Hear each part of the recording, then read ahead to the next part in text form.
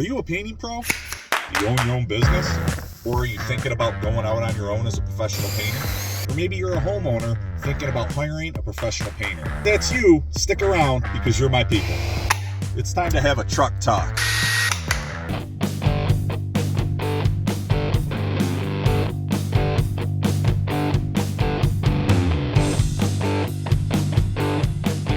Hey guys, Steve Braun here on Braun's Painting Network, and today I'm going to introduce a new series on the channel called Truck Talk, which is geared towards the business side of residential painting. Let's take a ride and talk some painting. It is a sunny day. I am driving through beautiful apple country. For this Truck Talk, I want to talk about how does a painter bring value to a customer? How do you make your customer happy? And because at the heart of it, yeah, we all want to get paid, but get paid and have success in the long haul, like that's really what it comes down to. Making people happy, and not just making them happy, but doing it in a way to where we're bringing really good value to them. So I have something that I have kind of devised in my own mind, and it's not, I don't think, anything super, groundbreaking by any means, but when I think about delivering value to customers, I have something that I refer to as the value pyramid. The value pyramid, to me, there's really four aspects of it. And there is the biggest and most important part to me, the foundation of that pyramid, kind of that wide base of the pyramid, is having a core of professionalism. So that's my base of the value pyramid, is having a core level of professionalism that you take out into the marketplace. Basically being somebody that somebody wants to do business with. And I think that's important for any organization, but when I'm talking specific to painting, to me, that is by far the most important thing and will be your opportunity to differentiate yourself the most. Have a core level of professionalism. We'll talk more about what specifically I mean about that, but that's the base. Then the next level, and I'm going to sound like a huge dork on this one, but that next level of the pyramid to me is safety. And safety can be very specific, but I'm talking about safety in a more broad sense. Of course, we got to operate in a safe manner for the sake of yourself as the painter or the business owner, any of your production crew, whether they are employees or subcontractors, and definitely for the sake of the residents of the home, the homeowners, family, visitors, guests, pets, all of the property and belongings inside the home. This can extend to neighbors and neighbors' property, and it entails a lot, but you have to be able to function in a way that is deemed safe. Okay, that is super important. Now, the third level of this pyramid is doing quality work. And I know that might sound super simple, and you're like, well, wait a minute, you got to start with quality work. Well, no, you really don't, because if you don't operate in a professional manner, you won't even get the opportunity to do quality work. And if you don't do things safely, it doesn't matter if you did quality work, if you or somebody else got hurt in the process, or you destroyed property. The fact that you did quality work will be irrelevant. It will have ruined that customer interaction. So, but quality work is hugely important, and you're not going to have success, certainly not long-term success, and you're not going to be able to make a good living and be profitable without executing high-quality work.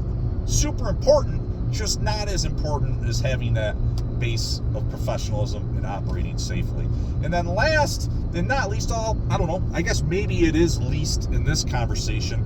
All of these things are super important, but the last one at the top of the pyramid to me is functioning in an efficient manner, efficiency.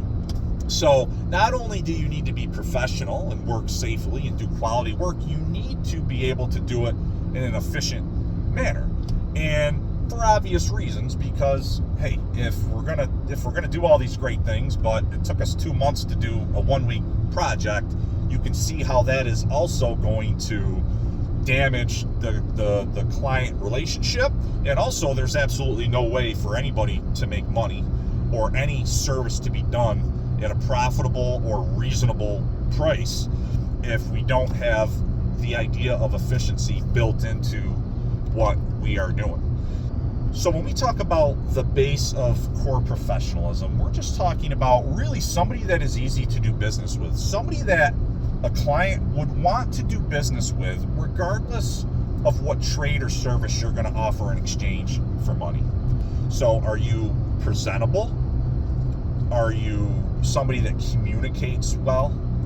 Are you somebody that is reliable, that's going to show up and is going to conduct themselves with good etiquette? Good job. In the case of residential painting, having great job site etiquette is hugely important when you're working inside somebody's home that's occupied. There's residents inside the home. It's hugely, if we're a commercial painting operation and we're in a new hotel and we have some characters that maybe aren't great on the etiquette side, well, maybe we can put them in a corner of an unoccupied new structure, and some of the things that are happening being said aren't going to matter as much. But when you're talking about residential painting, that professionalism and etiquette is hugely important, because you have to be careful of what you're doing, what you're saying, how you're conducting yourself. We all know the frustrations of trying to connect, and the phone tag and the lack of follow-up can be super frustrating. You can't even get to the point of executing price point and work quality and things like that because we can't even connect on a reasonable sales process. You have to have a legitimate, good sales process that demonstrates clear scope of work, sets expectations, and allows an individual or a decision maker to evaluate your company with others, because that's where you can have a lot of pitfalls. People don't understand what they're paying for, what they should expect to receive. So, I highly recommend taking advantage of today's technology, and there's a lot of great systems and products out there to allow you to do all of that very efficiently, successfully, electronically. And, we utilize all of that in our business today. And that right away, I think, sets us above a lot of our competitors or smaller companies that haven't figured out that just chicken scratch on a piece of paper with very limited detail is not what a lot of people are looking for. And so we immediately put ourselves to the top of the pile just by having a legitimate sales process and really good, quotes and contracts and really good detail about the scope of work and what the associated pricing is. You can do that as a business owner, but you have to create expectations and systems and things for your employees and the people under your employment. How can we ensure that they are going to conduct business in your image as the founder of the company, and make sure that when you're not there or when you're not involved with the project, that this level of professionalism is still going to occur. And that's where, even if you're a small company, you have to have things like an employee handbook. You got to have I'd highly recommend harassment training. In New York State, for example, it's actually technically required, even with one employee, to have harassment training. But you have to have these things in place as a base level of professionalism before you go out into the marketplace. So now when we talk about operating safely, the obvious thought there is like, okay, OSHA and things like that. And yes, if you employ people, absolutely, you got to account for the fact of how do I operate within the guidelines of OSHA, so that you're not getting people injured and you're not making yourself and your organization liable. But also, we don't want our production team being hurt or limited, because it's going to hurt. Number one, we're good people, right? We don't want to see people get hurt, but then you're going to lose production capacity when people are out. And again, the big one is liability. We don't want to be subject to OSHA fines, and we don't want to be subject to being negligent for the safety of others, is the best way to get sued and lose your business in a heartbeat. So really critical there. But then from a consumer, we certainly don't want to ruin our customer experience by having any one of our customers harmed in any way or putting them in danger. And we definitely don't want to damage their property. Having good, processes and best practices and teaching, your staff on that and accounting for that will go a long way in keeping people safe and keeping property from being damaged. If you can have those two foundation pieces in place, now you've eliminated a lot of your competition. You've now set yourself in position to not have to be somebody that leads on cheap pricing and availability, cash deals, doing things in the black market, all that stuff. It's like, no, I'm professional, I'm safe. Now let's talk about the quality work that I do. And there's so much to talk about there, and quality work really comes down to having standard procedures, having processes, and not only having them, but making them accessible, setting those expectations, and then the whole idea of continuous improvement.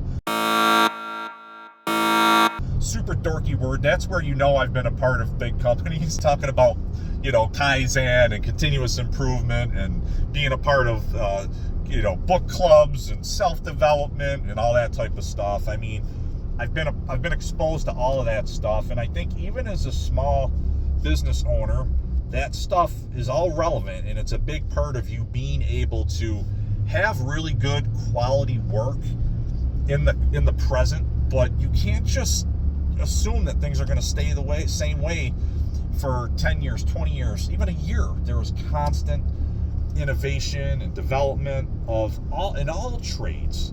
There's always new advancements in technologies and tools and equipments, different products that might make things be easier to do, more efficient, or better, more quality. Like, you can't, if you're going to believe that you know everything. I thought I knew a lot about painting when I started the business, and then as each year goes along, I'm like, oh geez, how did I not know that? That's kind of embarrassing, but okay, let's do it like that now moving forward.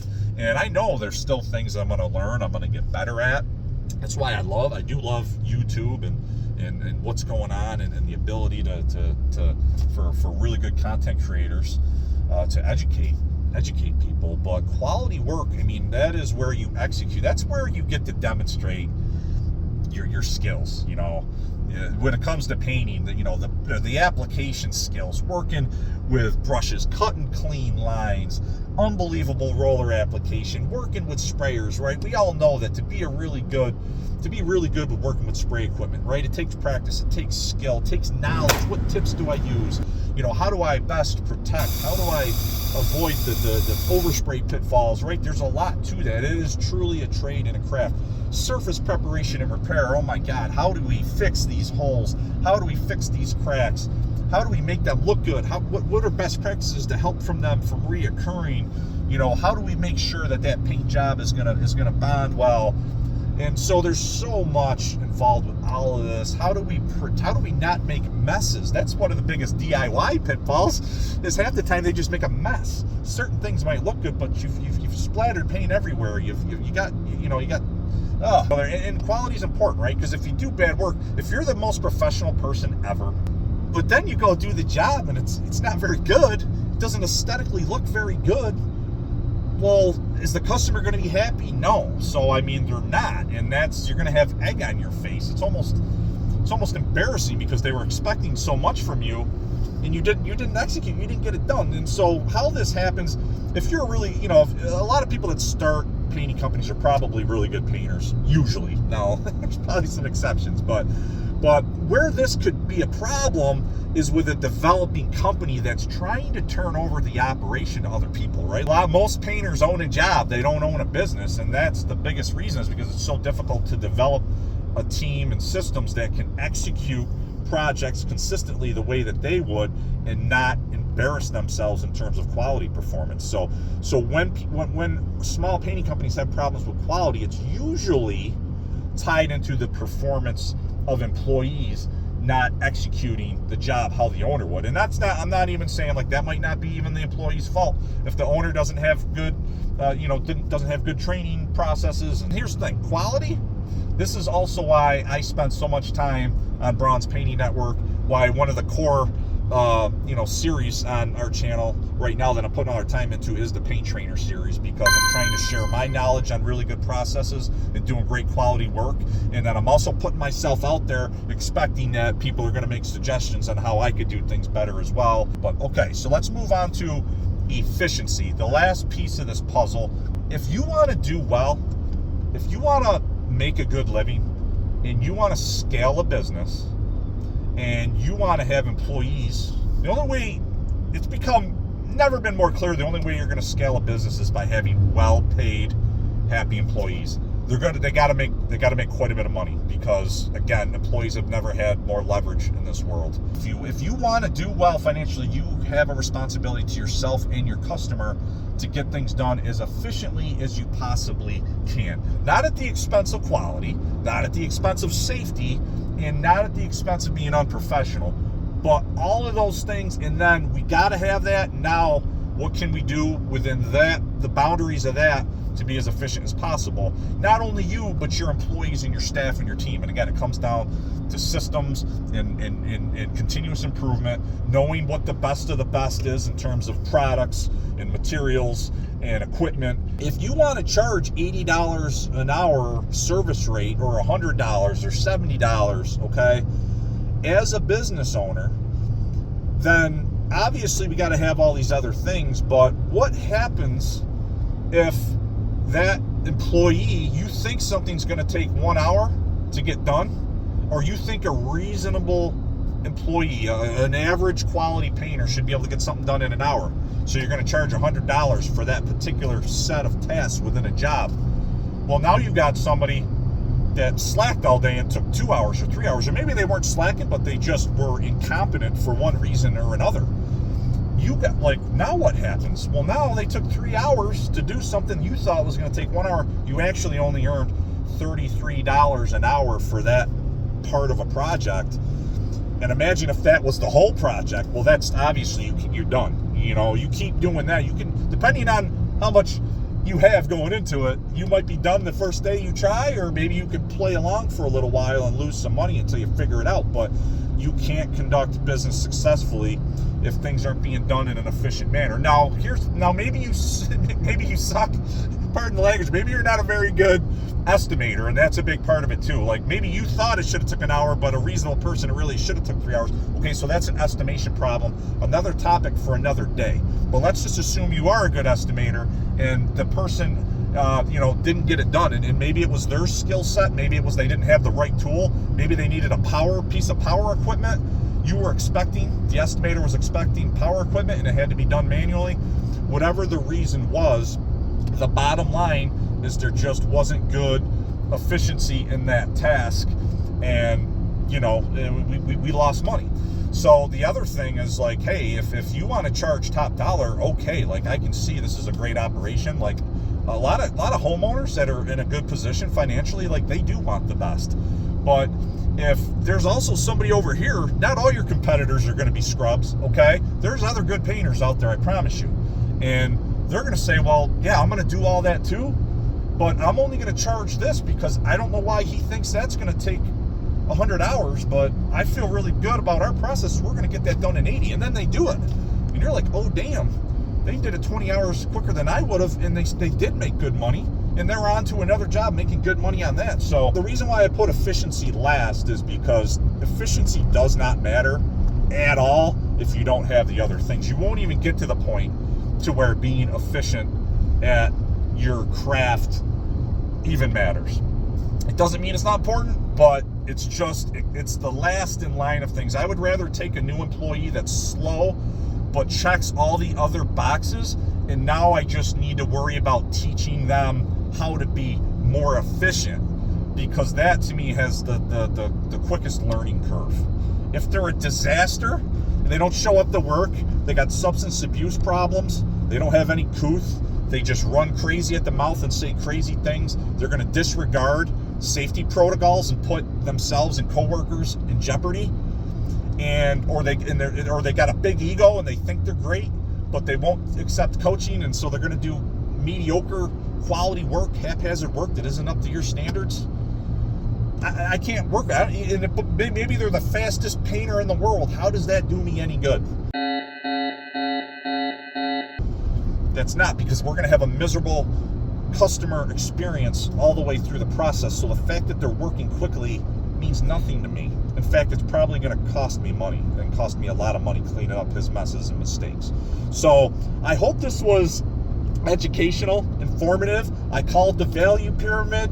Baseline of professionalism, then functioning in a safe manner, doing really quality work, and we gotta know how to do it efficiently. That is how you deliver value to customers, and that's how you make people happy as a professional painting operation. And hey, if you can scale that, hopefully I'll figure it out. Thanks for watching.